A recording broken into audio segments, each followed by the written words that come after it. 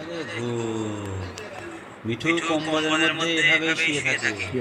কি আরামে অজ্ঞান হয়ে গেছে।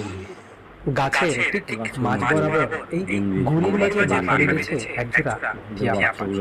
বাসা বাঁধার কিছুদিনের মধ্যেই স্ত্রী টিয়া পাখি ডিম পাড়ে এবং কিছুদিন পরেই তাদের সংসারে আগমন ঘটে দুজন নতুন সদস্য। এই নিয়ে টিয়া দম্পতির আনন্দের কোনো সীমা ছিল না, কিন্তু হঠাৎ একদিন একটি বিদঘুটে গুলের নজর পড়ে টিয়া দম্পতির ছানাগুলোর উপর।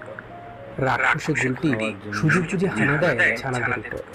তারপর নিজের বিশাল দেহটিকে নিয়ে ঢুকে পড়ে টিয়া দম্পতির ছোট্ট কুড়ের ঘরে। বাবা পাখিটি তার ধারালো ঠোঁট দিয়ে বারবার চেষ্টা করতে থাকে গুলটিকে থামানো, কিন্তু শেষমেশ সে ব্যর্থ হয়। রাক্ষসের গুলটি অনেকটা জোর করেই ঢুকে পড়ে টিয়া দম্পতির বাসায়। এরপর নির্মমভাবে তাদের ছোট্ট অসহায় ছানাগুলোকে খেয়ে নেয়।